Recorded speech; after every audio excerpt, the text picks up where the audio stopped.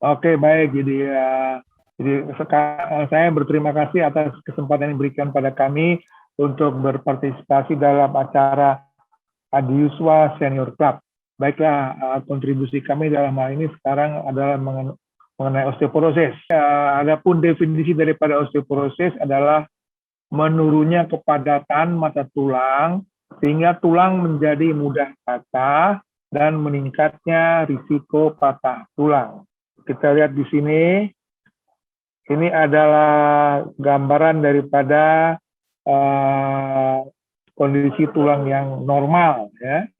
Sedangkan pada osteoporosis dia lubang-lubangnya menjadi lebih besar, jadi sarang lebahnya menjadi lebih besar. Ini adalah kondisi daripada osteoporosis. Nah, ini skematik lagi. Ini kita melihat di sini. Ini adalah tulang yang normal ini ya, tulang yang normal di mana kalsiumnya disimpan di sini ya. Kita melihat bahwa pada tulang yang normal maka bagian luarnya itu korteks tulangnya itu tebal ya. Sedang pada kondisi yang tulang yang osteoporotik itu lubang-lubangnya menjadi lebih besar akibat daripada adanya serapan kalsium keluar tulang ya. Kalsiumnya ditarik keluar ya, ditarik keluar sehingga tulangnya menjadi keropos. Nah, ini lagi gambaran skematiknya dari tulang yang normal ke kondisi yang keropos, makin keropos, makin keropos. Adapun fungsi daripada tulang rangka kita adalah sebagai pendukung tubuh kita, melindungi organ-organ internal, tempat melekatnya otot-otot untuk pergerakan tubuh, dan tulang juga merupakan adanya ruangan untuk pembentukan sel-sel darah, dan juga sebagai tempat untuk cadangan mineral. Ya. Jadi ini osteoporosis ini merupakan 10 penyakit degeneratif utama di dunia. Ya, pada saat ini diperkirakan ada 200 juta penderita di seluruh dunia yang menderita osteoporosis. 1 dari 2 wanita dan 1 dari 5 pria memiliki risiko menderita osteoporosis. Adapun sinonim daripada osteoporosis adalah epidemi yang senyap, silent, penyakit yang senyap, silent disease, dan pencuri yang senyap, silent thief. Ya. Tulang itu merupakan suatu jaringan yang hidup, ya, yang hidup. Artinya setiap tahun 10% daripada tulang rangka kita diganti oleh tulang normal, tulang baru, ya. Sehingga tiap 3 sampai 10 tahun semua tulang telah menjalani proses remodeling. Modeling adalah merupakan bentuk dan perubahan ukuran tulang selama masa pertumbuhan anak-anak. Jadi selama anak-anak ini mengalami proses modeling, di mana bentuknya berubah dan ukurannya berubah, ya, menjadi lebih besar, lebih tinggi, lebih tebal, ya. Dan setelah dewasa, maka tulang akan mengalami remodeling. Jadi artinya setelah dewasa, tulang pun setiap kali dibarui melalui tarakan ada penggantian tulang lama menjadi tulang baru. Ini akibat dari terjadinya mikrofraktur, keletihan tulang atau sebab yang lain. Pun penyebab patogenesis daripada osteoporosis ada 3 mekanisme utama, adalah puncak massa tulang untuk bone mass yang inadequat, yang kedua adanya resorpsi tulang yang berlebihan, dan yang ketiga adanya formasi tulang yang inadequat. Ya.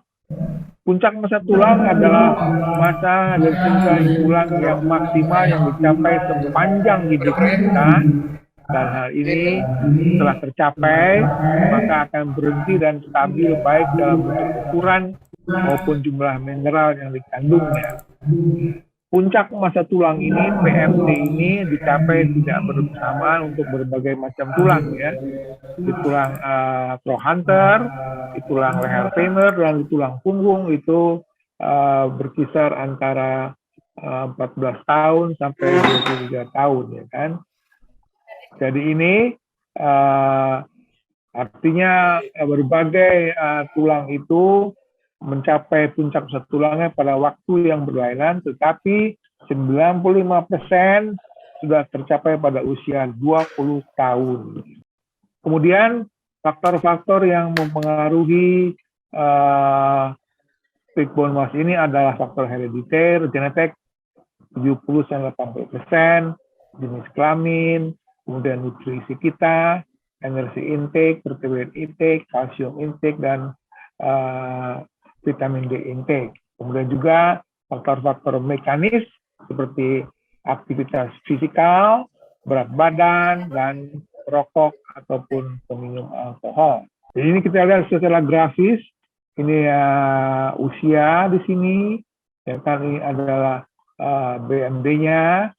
Kita melihat pada usia sampai 10-20 tahun akan terjadi kenaikan ketika kita mencapai remaja.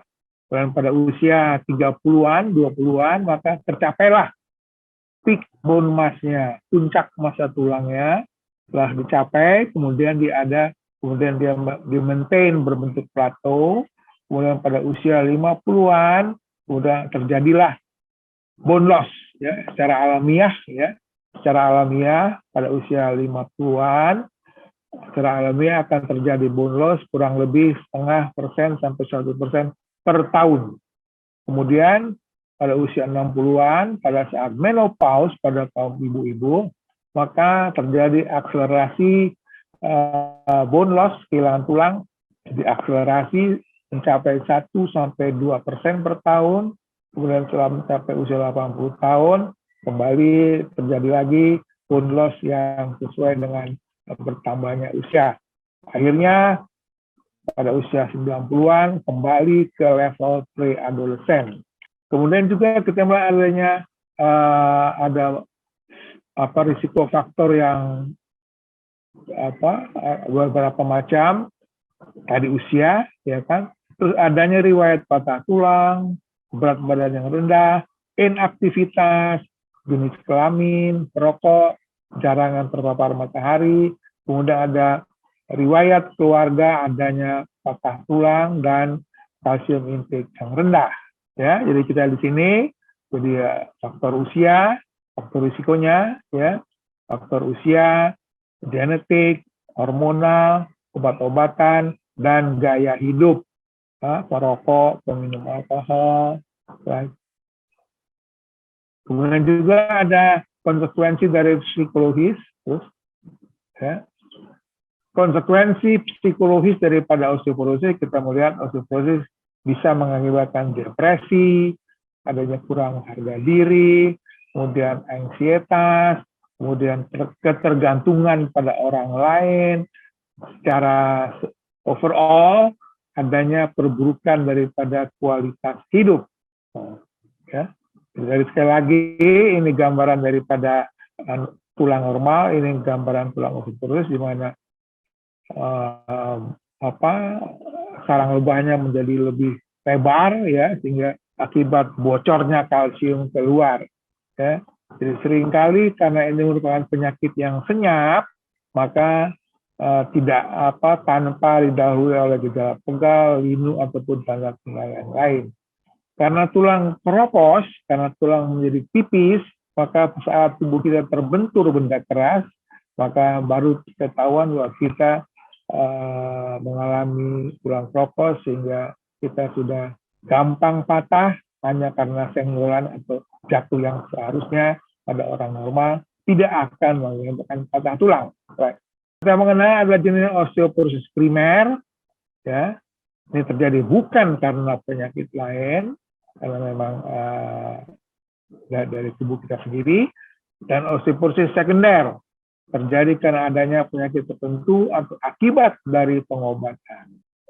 Osteoporosis primer itu ada yang berjenis osteoporosis pasca menopause pada baik kaum ibu-ibu maupun bapak-bapak, akibat daripada bapak-bapak, ibu-ibu karena rendahnya hormon estrogen, karena estrogennya menghilang, rendah, dan terjadi pada mulai usia 55 sampai 70 tahun. Sedangkan osteoporosis senilis timbul pada usia lanjut, usia berkisar pada mulai 70-an sampai 85 tahun. Osteopatik ya, ini terjadi pada anak-anak dewasa muda karena ini adalah karena faktor genetik. Osteoporosis sekunder akibat adanya kelainan endokrin, akibat operasi pengangkatan kedua indung telur, adanya kekurangan insulin pada diabetes DM tipe 1, kemudian oleh penyakit gondok, pada gagal ginjal sehingga kalsium bocor melalui ginjal keluar sehingga tulang kehilangan kalsium. Alkoholisme juga. Ya. Ini adalah tempat-tempat di mana tempat-tempat tulang yang paling sering terkena oleh penyakit osteoporosis, yaitu di daerah tulang panggul, ya, hip, daerah vertebra, dan daerah gelang tangan. 3 tempat yang paling sering. Ya. Adapun biaya ekonomik daripada penanganan fraktur osteoporotik itu adalah sangat luar biasa ya. Catatan dari luar negeri itu sampai miliar-miliar dolar ya yang habis digunakan untuk menata laksana fraktur karena osteoporosis. Dan yang paling tinggi pembiayaannya adalah karena fraktur panggul. Right? Kita melihat pada karena penyakit yang senyap, kita melihat bahwa ada punggung yang semakin membungkuk, ada penurunan tinggi badan, dan nyeri punggung yang pegal punggung. Slide. Nah, ini ya, kemudian ini gambaran langsungnya, ini klinisnya. Jadi menderita makin bungkuk ya, membungkuk, tingginya berkurang. Slide. Seperti ini pada usia 55, usia 65, usia 75, setiap 10 tahun, maka tingginya akan makin berkurang. Ini bisa dilakukan. Ya, makin berkurang tingginya, akhirnya sampai berkurang 9 cm, ya, akibat adanya tulang punggung yang osteoporotik. Right? Nah, ini juga cara gambaran klinisnya ya. Ini tulang punggung yang normal, ini tulang punggung yang psikotik akibat osteoporosis. Ya. Kita mulai begini, tegak, 55, umur kemudian akhirnya 75, dia semakin membungkuk, tingginya makin berkurang. Nah, ini ada beberapa tipe jatuh yang dapat diderita. Pada penderita yang masih muda, kalau kita jatuh biasanya kita ke depan seperti ini ya. Yang terjadi adalah patah daripada tulang lengan. Pada usia yang lebih tua, older, maka jatuhnya pada secara ini ya, jadi bukan jatuh ke depan tapi jatuh terduduk sehingga terjadilah patah tulang panggul, hip fracture. Jadi fraktur patah tulang di daerah panggul merupakan cedera yang paling banyak dijumpai pada pasien tua di atas 60 tahun. Di Amerika Serikat tercatat lebih dari 250.000 fraktur pinggul setiap tahun terjadi patah tulang ini. Yang terapinya adalah kita mengganti dengan protese, ya, kita buang tulang yang patah, kita ganti dengan protese. Right? Jadi patah tulang pinggul merupakan komplikasi yang paling serius pada fraktur osteoporotik dalam hal morbiditas, mortalitas, biaya ekonomi sosial, dan dampak pada kualitas hidup. Jadi pada penelitian di Kanada, 80% wanita di atas 75 tahun memilih ketimbang mati daripada menderita patah tulang panggul. Demikian seriusnya pada tulang panggul ya, sehingga mereka lebih mendingan mati lah daripada menderita patah tulang panggul. Ya, ini kita di sini sekali lagi skematik ya, patah tulang panggul ini, tulang leher panggul diganti dengan protese. Demikian seriusnya patah tulang panggul ini sehingga para ahli sudah menghitung-hitung proyeksi ke depan ya. Pada tahun 1950 perkirakan ada 1,6 juta dan diproyeksikan bagaimana cara menghitungnya saya nggak tahu ya. Pada tahun 2050 ada bakal ada, jika tidak diambil tindakan bakal ada 6,26 juta miliar, dan setengahnya akan terjadi di Asia pada tahun 2050 ya. Ini para ahli nggak tahu cara menghitungnya ya. Slide. Bagaimana kita memeriksanya? Tentunya kita periksa secara fisik ya. Secara fisik menderita apakah tulang punggungnya tulang membungkuk, ada penurunan tinggi badan, lihat daya berjalannya. Kemudian kita periksa dengan alat ya, ini alat pemeriksaan densitometri, ini alatnya ya. Ini alatnya. Kemudian juga kita dapat periksa ronsen biasa, ya, kita ronsen biasa, di mana kita akan lihat korteks bagian luar tulang yang menipis dan daerah intratrabekular yang lebih lusen. Right? Jadi pemeriksaan DEXA ini, pemeriksaan densitometri ini merupakan untuk mendiagnosa osteoporosis, merupakan pemeriksaan yang gold standar. Ya. Jadi dengan tes ini, maka kita dapat melihat apakah kita sudah memiliki yang lemah atau osteoporosis, ya, dan juga dapat kita memprediksi atau 2 tahun pemeriksaan densitometri ini. Right? Nah, ini hasilnya ya. Akan segera kalau kita bawa ibu-ibu periksa densitometri akan diberikan hasil seperti ini. Ini di mana yang hijau adalah zona yang aman, jadi tulang normal, dan kuning adalah zona aktif. Memerlukan approach multidisiplin. Sekali lagi multidisiplin. Butuh seorang nutrisionis, spesialis kebidanan, spesialis kedokteran olahraga, spesialis rehabilitasi, spesialis ortopedi, spesialis orang tua, geriatrik, kemudian juga spesialis anak, kemudian juga penyuluh kesehatan, ahli bangunan, ya, sehingga kita harus melihat semua kemungkinan terjadinya dalam rumah seperti adanya lantai yang licin. Secara non farmakologi juga pada lansia kita memberikan dia exercise. Aktivitasnya bisa macam-macam, tenis, badminton, aerobik, dansa, dan lain-lain. Intinya bergerak atau Anda akan kehilangan tulang. Move it or lose it. Kemudian pencegahan.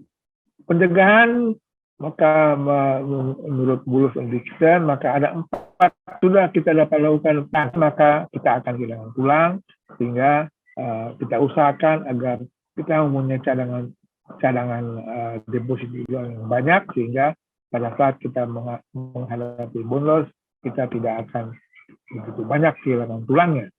Pada saat menopause, maka sekali lagi exercise, nutrisi, dan obat-obatan bisfosfonat. Sumber daripada kalsium adalah susu, seafood, kacang-kacangan, sayuran hijau. Nah, ini ada kebutuhan kalsium menurut umur ya. Dengan meningkatnya umur ya, dari 0,6 bulan sampai 50 tahun, kita melihat kebutuhan kalsiumnya per hari makin meningkat ya, di atas 50 tahun sampai 1.200 miligram per hari. Adapun manfaat vitamin D merupakan adalah kunci yang membuka pintu dan membiarkan kalsium masuk ke dalam tubuh. Jadi ada 5 manfaat daripada vitamin D yang perlu kita ketahui. Satu, dia membantu mempertahankan kekebalan tubuh, membantu tadi saya sebutkan penyerapan kalsium, membantu meringankan depresi, mengurangi kecemasan, dan mengurangi kelelahan. Jadi banyak sekali manfaat vitamin. Jadi ibu-ibu sekalian bahwaskan juga harap periksa berapa kadar vitamin D-nya, ya kan? Itu sangat penting peran vitamin D untuk membantu kesehatan tubuh kita. Ya. Sumber vitamin D dapat kita dapat dari matahari, susu, kuning telur, hati, minyak hati ikan. Secara farmakologis, maka tata laksana osteoporosis yang telah di-approve oleh FDA Amerika, ada obat-obatan anti-resorpsi seperti bisosonat, estrogen, kalsitonin, kemudian juga ada obat-obatan yang menstimulasi formasi tulang seperti parathormon, dan juga ada obat-obat yang dual mode, jadi bisa menstimulasi dan juga anti resorpsi seperti strontium cannella. Ya. Sekarang bagaimana di Indonesia? Ya, masalah di Indonesia osteoporosis itu adalah underdiagnosis sehingga under treatment, jadi tidak terdiagnosa, tidak terobati, dan juga akses diagnosa dan terapi sulit, masih sulit, dan juga kondisi sosioekonomi kita masih kurang bagus sehingga osteoporosis belum masuk pada daftar yang penyakit yang perlu diperhatikan oleh pemerintah. Jadi lack of awareness, jadi tidak sadar, dan juga BPJS ya. Alhamdulillah pada saat ini BPJS sudah mulai sadar sehingga mulai mendapat memasukkan obat-obatan osteoporosis ke dalam obat yang diganti oleh BPJS. Ya. Dan juga kita di pemeriksaan BMD ini masih sedikit ya.